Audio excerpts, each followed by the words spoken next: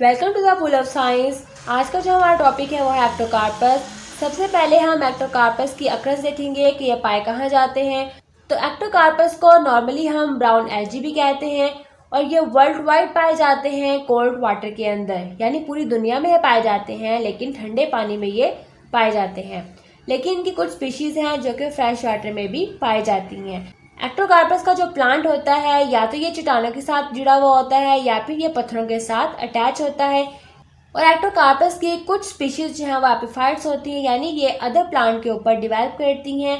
तो एपिफाइट्स का मतलब है कि ये अदर प्लांट्स या फिर किसी एल्गी वगैरह के ऊपर जो है ये डिवेल्प करती हैं।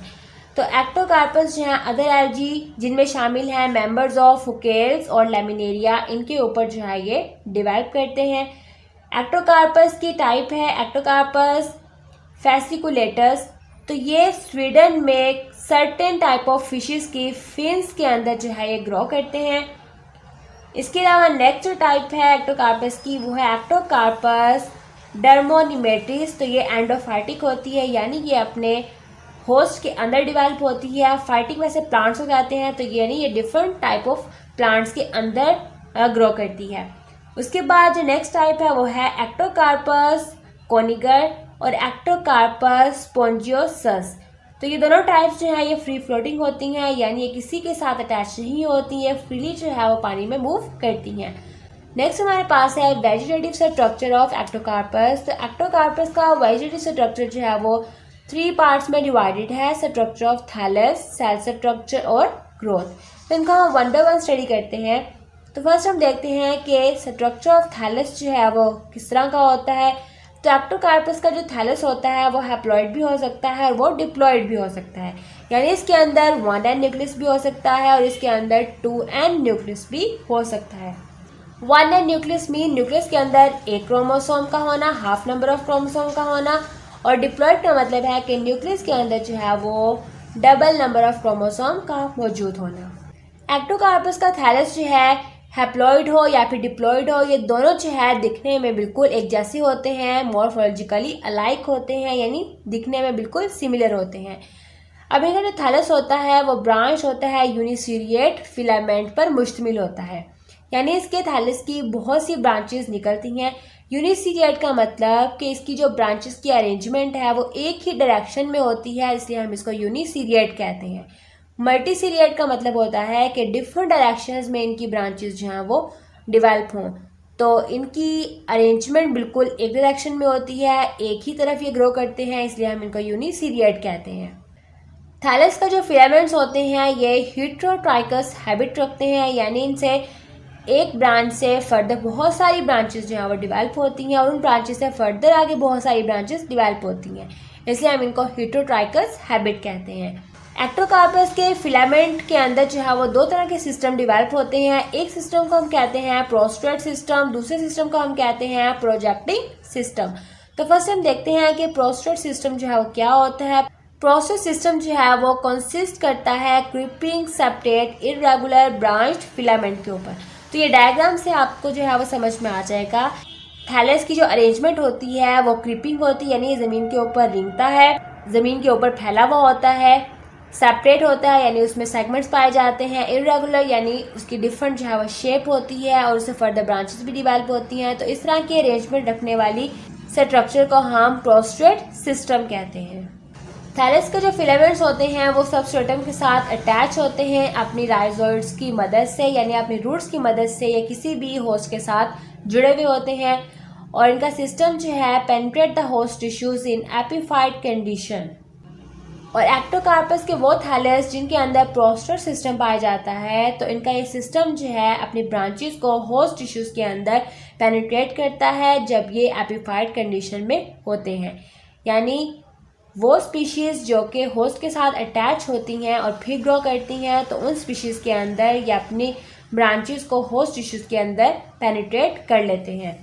अब प्रोस्ट्रेट सिस्टम जो है ये फ्री फ्लोटिंग स्पीशीज़ के अंदर बहुत ही कम वेल डिवेल्प होता है, यानी उनके अंदर या तो होता ही नहीं है मौजूद, और या फिर अगर हो तो बहुत ही पुअरली डिवेल्प होता है, यानी अच्छे से उनके अंदर डिवेलपमेंट जो है सिस्टम की नहीं होती।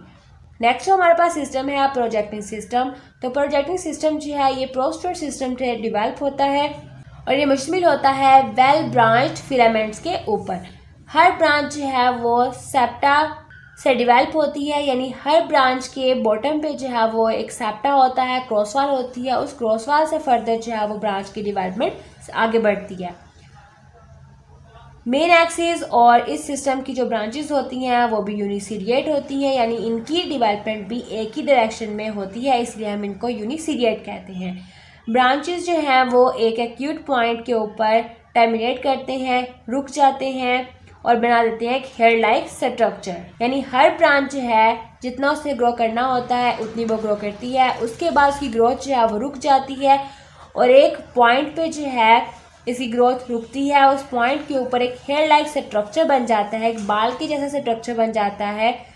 तो इस तरह ब्रांच की डिवेलपमेंट वहाँ पे स्टॉप हो जाती है। तो अगर आपको डायग्राम में नज़र आ रहा हो तो ये देखिए, ये ब्रांच जो है वो डिवेल्प हो रही है। अब जितना इसने ग्रो करना था उतना ये ग्रो कर लिया है। अब इसकी आगे टिप जो है वो बिल्कुल हेयर की तरह की हो गई है, यानी अब ये ब्रांच फर्दर ग्रो नहीं करेगी। कुछ स्पीशीज़ के अंदर जो है जो ओल्डर पोर्शंस होते हैं मेन एक्सिस के, वो इन शीटेड होते हैं, यानी उनके ऊपर जो है एक शीट की कवरिंग हो जाती है। उसको हम कॉर्टिकेटेड शीट भी बोलते हैं, यानी कॉर्टेक्स की कवरिंग जो है इनके ऊपर डिवेल्प हो जाती है। अब डायग्राम में आपको दो तरह के सिस्टम नज़र आ रहे हैं। एक वो सिस्टम है जो कि क्रीपिंग फिलामेंट है, इसको हम प्रोस्ट्रेट सिस्टम कहते हैं, यानी ये ज़मीन के ऊपर क्रीप करता है। जैसे अदर एनिमल्स जो है वो रेंगते हैं तो वैसे ही ये ज़मीन के ऊपर रेंगने की डायरेक्शन में डिवेल्प होता है फिलामेंट। इसकी फर्दर ब्रांचेस होती हैं, तो इसको हम प्रोस्ट्रेट सिस्टम कहते हैं। प्रोस्ट्रेट सिस्टम के ऊपर ही फर्दर ब्रांचेस डिवेल्प होती हैं एक ही डायरेक्शन में, इनको हम प्रोजेक्टिंग सिस्टम कहते हैं। नेक्स्ट जो हमारे पास है सेल स्ट्रक्चर ऑफ एक्टोकार्पस। तो एक्टोकार्पस के जो सेल्स होते हैं वो स्मॉल होते हैं, सिलेंडर लाइक होते हैं, रेक्टेंगुलर होते हैं, यूनी न्यूक्लिएट होते हैं। इनके अंदर एक एक न्यूक्लियस जो है वो पाया जाता है। सेल वॉल जो है इन सेल्स की थिक होती है। सेल वॉल जो है वो 3 लेयर से मिलकर बनी हुई होती है। सेल वॉल की तीनों लेयर्स जो हैं वो बनी हुई होती हैं पेक्टिक सेलुलोज की, एल्गिन की और फिकोइडिन की। क्रोमेटोफोर्स जो हैं वो भी एक्टोकार्पस के सेल के अंदर पाए जाते हैं और क्रोमेटोफोर्स जो हैं वो रिबन लाइक स्ट्रक्चर्स में नज़र आते हैं। और रिबन लाइक स्ट्रक्चर्स का जो आउटर पोर्शन होता है वो इरेगुलर शेप का होता है और समटाइम जो है क्रोमेटोफोर डिस्क शेप के भी इनके अंदर पाए जाते हैं। एक्टोकार्पस में जो डोमिनेंट पिगमेंट होता है, डोमिनेंट क्रोमेटोफोर होता है, वो फुकोजैंथीन होता है, जो कि इस एल्गी को गोल्डन ब्राउन कलर जो है वो देता है। फोटोसिंथेटिक पिगमेंट्स में शामिल हैं chlorophyll a, chlorophyll c, beta carotene and xanthophyll. तो ये अदर पिगमेंट्स हैं जो कि एक्टोकार्पस के सेल के अंदर पाए जाते हैं।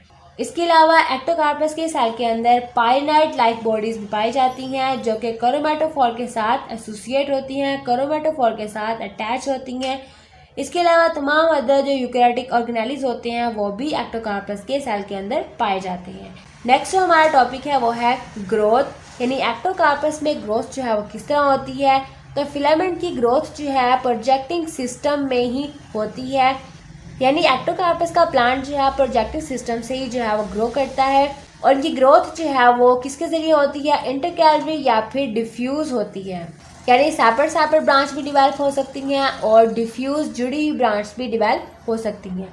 कुछ स्पीशीज़ के अंदर इंटरकैलरी मेरिस्टम जो है वो बेस में प्रेजेंट होते हैं, यानी जो बॉटम पोर्शन होता है ब्रांच का वहाँ प्रेजेंट होते हैं और ये ब्रांच की लेंथ को इंक्रीज करते हैं। इनकी ग्रोथ जो है इसको हम ट्राइकोथैलिक ग्रोथ कहते हैं, जो कि इनके सेल्स की लेंथ को इंक्रीज करने में हेल्प करती है। इसके अलावा प्रोस्ट्रेट सिस्टम में जो ग्रोथ होती है वो एपिकल मेरिस्टम की मदद से होती है।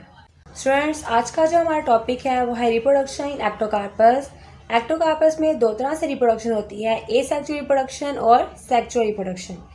पहले हम एसेक्सुअल रिप्रोडक्शन को स्टडी करेंगे, उसके बाद हम सेक्सुअल रिप्रोडक्शन को स्टडी करेंगे। तो एसेक्सुअल रिप्रोडक्शन जो है वो बाइफ्लैजिलेट ज़ूस्पोर की वजह से होती है, यानी इस रिप्रोडक्शन के अंदर ज़ूस्पोर प्रोड्यूस होते हैं और उसके ऊपर 2 फ्लैजिला पाए जाते हैं। बाइफ्लैजिलेट यानी 2 फ्लैजिला। ज़ूस्पोर जो है हैप्लॉइड होते हैं और एक सेल में पाए जाते हैं, तो उनको हम यूनिलोकुलर स्पोरेंजिया कहते हैं। ज़ूस्पोर अगर डिप्लॉइड हों और बहुत से सेल्स के अंदर इंक्लोज्ड हों तो उन्हें हम प्लूरिलोकुलर स्पोरेंजिया कहते हैं। दोनों किस्म की जो स्पोरेंजिया हैं वो एक ही स्पोरोफाइटिक प्लांट के ऊपर डिवेल्प होते हैं। स्पोरेंजिया जो है वो टर्मिनल ब्रांच के ऊपर, टर्मिनल जो मेन ब्रांच होती है उसकी टिप के ऊपर डेवलप होते हैं, समटाइम लेटरल ब्रांच पे, यानी मेन स्टेम से जो राइट और लेफ्ट साइड पे ब्रांचेस डेवलप होती हैं उनके ऊपर जो है स्पोरेंजिया डेवलप होते हैं। पहले हम देखते हैं कि यूनिलोकुलर स्पोरेंजिया जो है वो क्या होते हैं। तो यूनिलोकुलर स्पोरेंजिया जो है वो शॉर्ट लेटरल ब्रांच के टर्मिनल सेल के ऊपर डेवलप होते हैं। स्पोरेंजियल इनिशियल जो है एक सेल बन जाता है, यानी एक सेल जो है वो स्पोरेंजिया डेवलप करता है, तो उस सेल को हम कहते हैं sporangial initial. Sporangial initial size में लार्ज हो जाता है, यानी इसका साइज जो है वो बड़ा हो जाता है और वो साइज जो है किस शेप में आ जाता है, ग्लोबूस या फिर एलिप्सॉइडल शेप में आ जाता है। नंबर ऑफ क्रोमेटोफोर जो हैं वो इस सेल के अंदर इंक्रीज हो जाते हैं। स्पोरेंजियम का जो न्यूक्लियस होता है, यानी ये जो सेल है स्पोरेंजिया इनिशियल, इसके अंदर एक न्यूक्लियस होता है, तो उसको हम कहते हैं स्पोरेंजियम का न्यूक्लियस।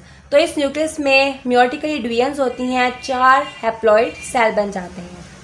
अब ये जो न्यूक्लियस होते हैं, ये जो 4 सेल्स बनते हैं, इनमें फर्दर बहुत सारी माइटोटिक डिवीजन्स होती हैं और 32 to 64 न्यूक्लियाई जो है इनके अंदर डिवेल्प हो जाते हैं। जैसे इनके अंदर 32 से 64 न्यूक्लियाई डिवेल्प हो जाते हैं, फिर उसमें जो है इस सेल का साइटोप्लाज्म वो डिवाइड करता है।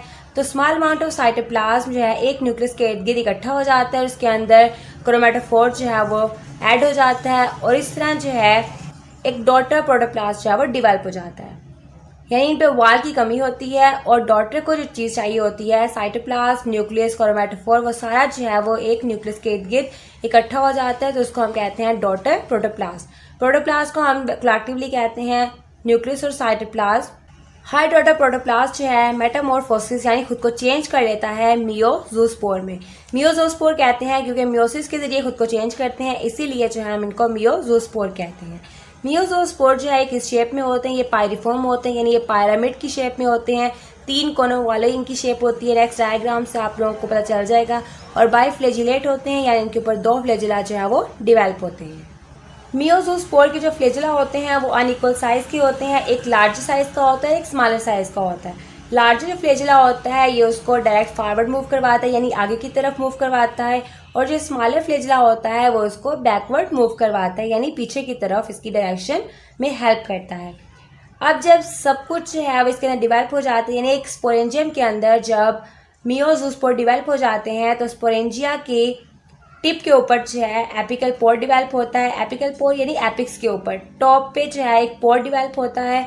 मियोजोस्पोर जो हैं वो इस पोर से कम आउट हो जाते हैं, यानी स्पोरेंजिया से बाहर निकल जाते हैं और ये कुछ टाइम के बाद जो है एक दूसरे से सेपरेट हो जाते हैं, क्योंकि ये म्यूसिलेज कैविटी की वजह से एक दूसरे के साथ जुड़े हुए होते हैं। जैसे ही कुछ टाइम के बाद सेपरेट हो जाते हैं तो ये फ्रीली हर डायरेक्शन में मूव करते हैं। अब हम डायग्रामेटिकली देख लेते हैं कि यूनिलोकुलर स्पोरेंजिया जो है उसके अंदर मियोजोस्पोर किस तरह डिवेल्प होते हैं। तो ये हमारे पास स्पोरेंजियल इनिशियल जो कि लेटरल ब्रांच की टर्मिनल सेल से डिवेल्प होता है। तो टर्मिनल सेल पे एक सेल जो है लार्ज इन साइज हो जाता है, उसी को हम स्पोरेंजियल इनिशियल कहते हैं। ये फर्दर जो है अपना साइज इंक्रीज करता है, तो ये ग्लोबस या फिर एलिप्सॉइडल शेप में आ जाता है, यानी चिपटी शेप में आ जाएगा या फिर राउंड शेप में आ जाएगा। यह इसके अंदर न्यूक्लियस, अब इसमें जो है इसके न्यूक्लियस के अंदर मियोसिस होगी और 4 न्यूक्लियस जो है इसमें डिवेल्प हो जाएंगे। अब इन चारों न्यूक्लियस के अंदर रिपीटेडली जो है बहुत सारी माइटोटिक डिवीजन्स होंगी और ये सारे जो हैं 32 से 64 डॉटर न्यूक्लियाई डिवेल्प हो जाएंगे। और ये जो डॉटेड अंदर एरिया है ये सारा इसका म्यूसिलेज मटेरियल है, यानी चिपकने वाला मटेरियल है, यानी साइटोप्लाज्म है। अब ये सारे न्यूक्लियाई जो है वो एक ही लोकस के अंदर है, यानी एक ही सेल के अंदर है, तो इसलिए हम इसको यूनिलोकुलर स्पोरेंजिया कहते हैं, यानी एक ही खाने वाला स्पोरेंजिया।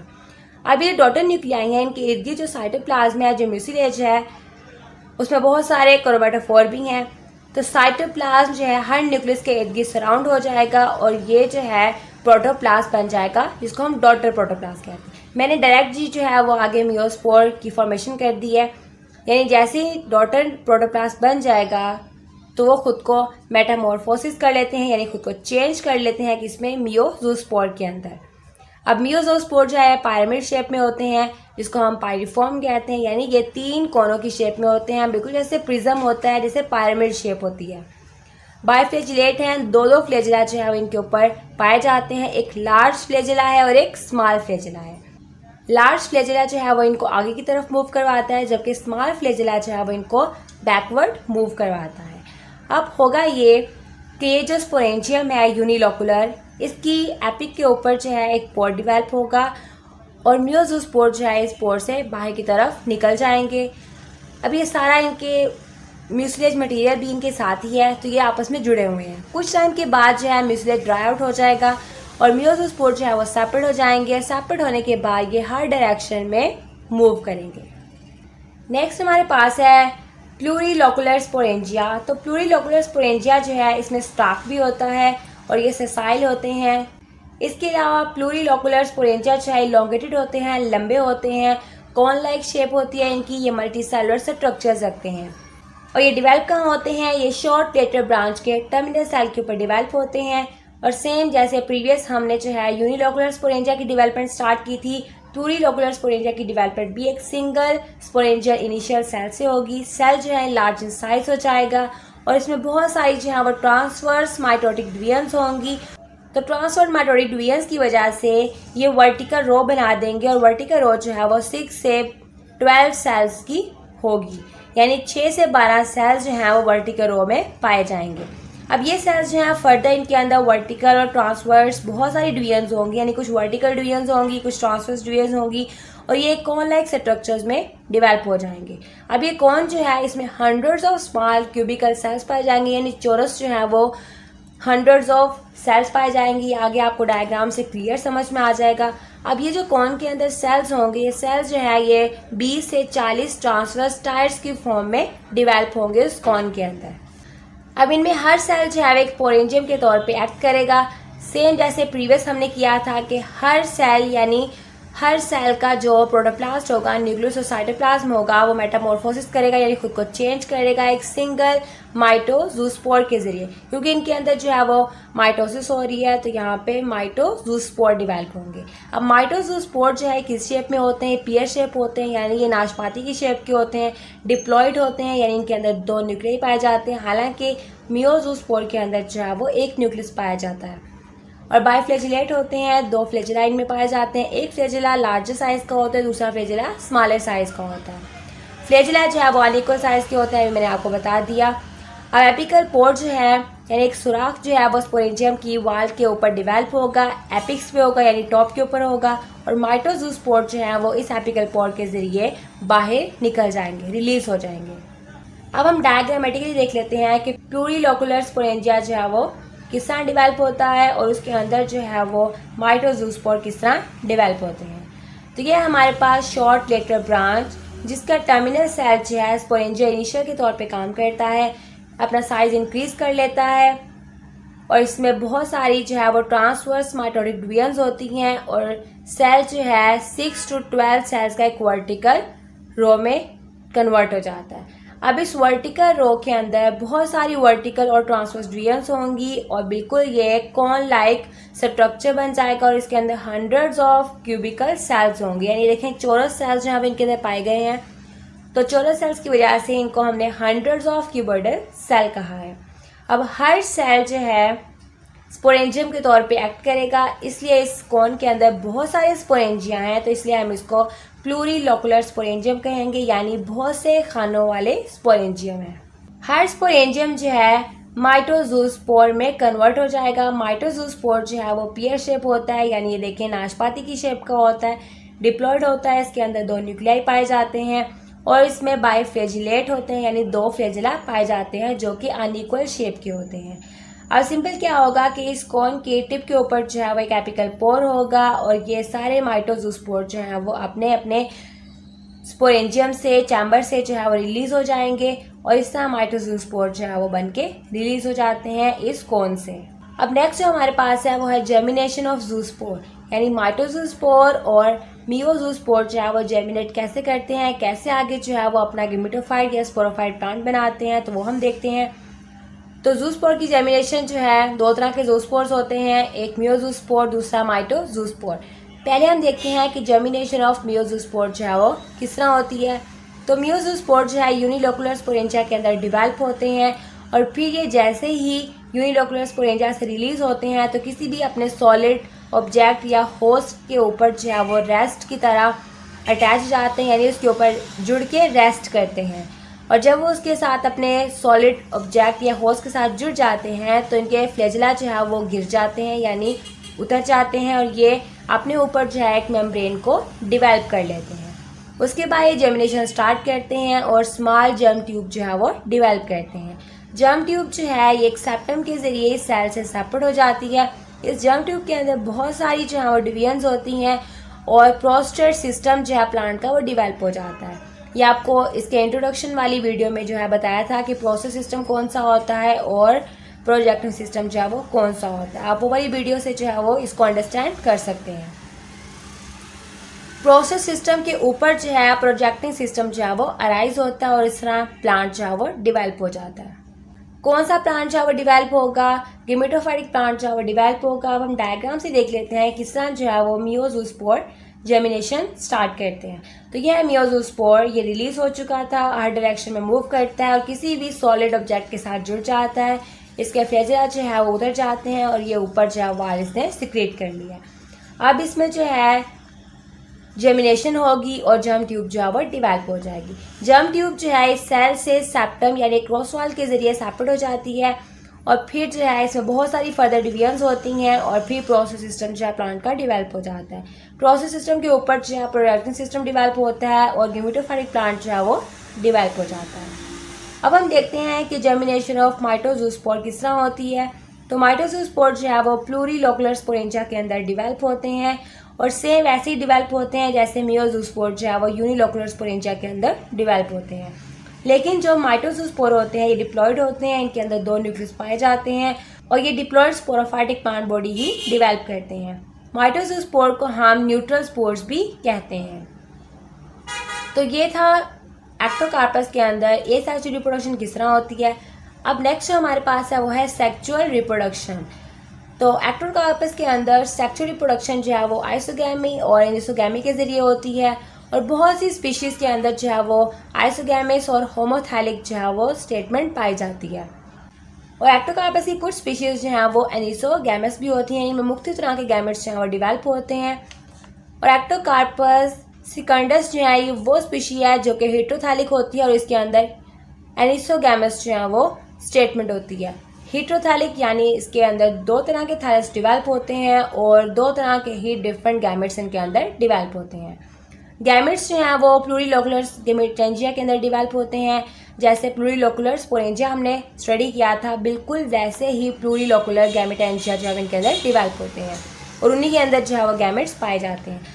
गेमेटेंजिया जो है वो डिवेल्प होते हैं मियोजूस्पोर के ज़रिए।